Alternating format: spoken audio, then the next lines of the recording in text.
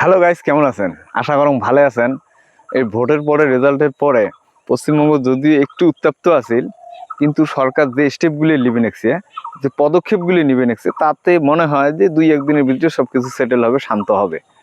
আজকে রাস্তা দিয়ে তুফানগঞ্জ থানা থেকে ক্যানভাস করে গেল যে যদি কোনো পার্টি সমর্থক বা কোনো গোষ্ঠী কোনো ব্যক্তিকে আক্রমণ বা কারো বাড়িতে হামলা বা কারো দোকান বন্ধ এই ধরনের কাজ যদি করে, তোমরা পুলিশও ইনফর্ম করবেন, ওনারা সাথে অ্যাকশন নেবে আর তুলে নিয়ে দেবে।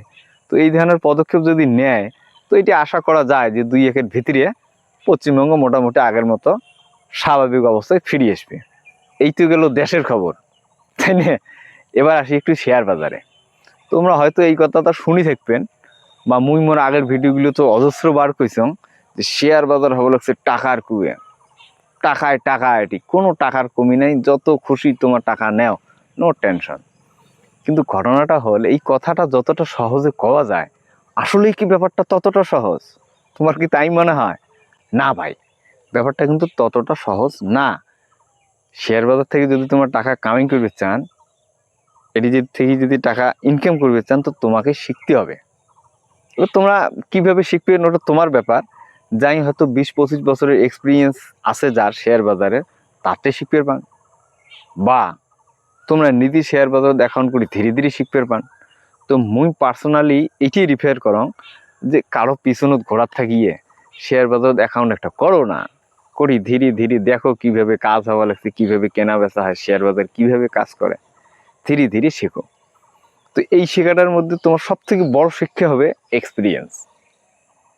এক্সপিরিয়েন্স সময় দিয়েই পাওয়া যায়, সময়ের বিনিময়ে এক্সপিরিয়েন্স এসে এমনি পাওয়া যায় না। তুমি এই দিনে তোমাকে শেয়ার বাজার দেশে সময় কাটান, ঠিক আছে? তো এখন ঘটনা হল, শেয়ার বাজারের মধ্যে যে মানুষ কয় যে টাকা টাকা কামাই করা যায়, কিভাবে কামাই করে? দেখো, শেয়ার বাজারে দুইভাবে টাকা কামাই করা যায়। একটা হবার হচ্ছে ট্রেডিং করিয়ে, আর একটা হবার হচ্ছে ইনভেস্টমেন্ট করিয়ে। ট্রেডিং আর ইনভেস্টমেন্টের মধ্যে কি তফাৎ? দেখো, ট্রেডিং হচ্ছে এমন বিষয় যে আজকে কিনো আজকে বেচানো, আজকে 100 টাকা দিয়ে কিনো 110 টাকায় বেচানো, 10 টাকা আমার প্রফিট হল। এই ধরনের প্রসেসগুলো কয় ট্রেডিং। ট্রেডিং আবার 3 ভাগে ভাগ করা যায়, বুঝছেন? একটা হওয়া লাগছে ইন্টারডে ট্রেডিং, একটা হওয়া লাগছে ফিউচার অ্যান্ড অপশন ট্রেডিং, আর একটা হওয়া লাগছে সুইং ট্রেডিং। এই 3 ধরনের ট্রেডিং এর মধ্যে সব থেকে খতরনাক ট্রেডিং হল ফিউচার অ্যান্ড অপশন ট্রেডিং। এটা কেমন ব্যাপারটা যদি মুই নর্মালি কবার যাং, যে আগামী দিনে কি হবে, কালকে কি হবে, তোমরা এটি আজকে অনুমান করি সেই হিসেবে টাকা লাগালেন, আর কালকে হোক কিসকো পাতা। এই জন্য এটির রিস্কটি বেশি। আর ইন্টারডে ট্রেডিংটি কেমন, যে আজকে যে ট্রেডটা নিলাম, ট্রেড মানে মনে করো তোমরা একটা শেয়ার কিনলেন, যেটার দাম সকালে ধরো 11টার দিকে কিনলেন, শেয়ারটার দাম হচ্ছে 100 টাকা। এবার তোমরা আইডিয়া বা তোমার রিসার্চে তোমরা এটি অনুভব করবে পাওয়া লাগছেন যে এই শেয়ারটা আজকে বাজার বন্ধ হইতে হইতে 110 টাকা বা 20 টাকা হবে। এবার 110 টাকা বা 20 টাকা যদি হয়, এবার তোমার বেচে দিলেন, তাহলে 100 টাকা দিয়ে কিনলেন, 110 টাকায় বেচালেন, 10 টাকা তোমার হল প্রফিট। এবার সেটা হতেও পারে, নাও হতে পারে। সুইং ট্রেডিংটি হবে লাগছে কেমন? সুইং ট্রেডিংটি হবে লাগছে যে ধরো তোমরা কিছু টাকা আজকে ইনভেস্ট করলেন কিছু সময়ের জন্য, সেটা 7 দিন হতে পারে, 1 মাস হতে পারে, 6 মাস হতে পারে। যে এইটি শেয়ার বা এইটি জিনিস আমি কিনু, 7 দিন বা 10 দিন বা 1 মাস বা 6 মাস পরে এইটি জিনিসের দাম বাড়বে, তখন বেচে প্রফিট কামাইবে। এটি তা ওখানে সেফ আছে।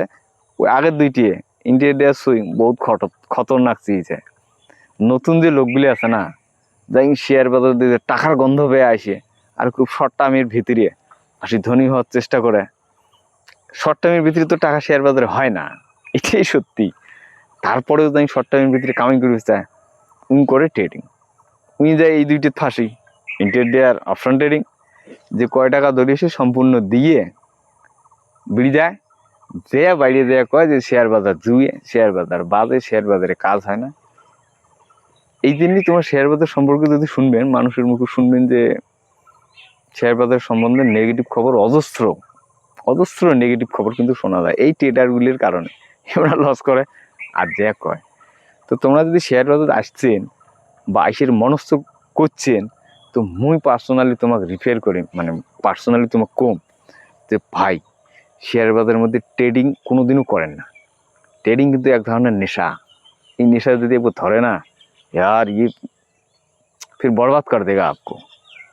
কারণ দেখো না, সেবি যে যাই শেয়ার বাজারকে গাইড করে মেনটেন করে, সেবি কবা লাগছে যে 100 জন লোক যদি ট্রেডিং করে তার ভিতরে 95 জন লোক, তারও বেশি 97 জন লোক লস করে।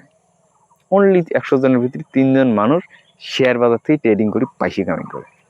তো তোমার কি মনে হয় যে এই 100 জনের ভিতরে তোমরা ওই 3 জন, আর এটা না আসান থরিয়ে মত যাও ট্রেডিং করে না, ট্রেডিং করার উদ্দেশ্যে শেয়ার বাজার যদি আসতে চান তো বাদে দেওয়া এসে যেটা আছেন ওটি থাকো অনেক ভালো আছেন।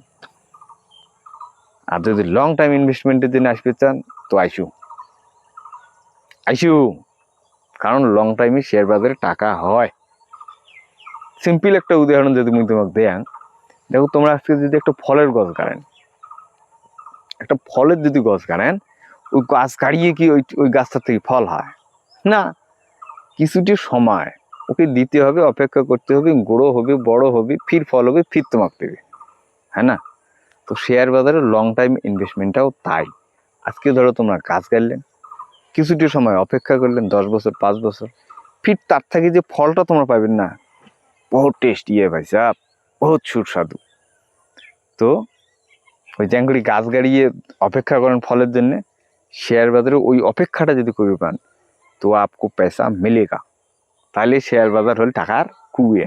আর যদি এলায় লাগায় তো ফির ওখানে মরুভূমির থেকে খারাপ, তোমার যা কিছু আছে সম্পূর্ণ চুষি নিবে। আমি দেখলো তোমারা চয়েস। তো ঠিক আছে, ও চ্যানেলটাকে সাবস্ক্রাইব করবেন, একদম সহজ সরল আসান ভাষায় আসি শেয়ার বাজার নিয়ে আলোচনা করুন। ঠিক আছে, ভালো থাকবেন, ধন্যবাদ।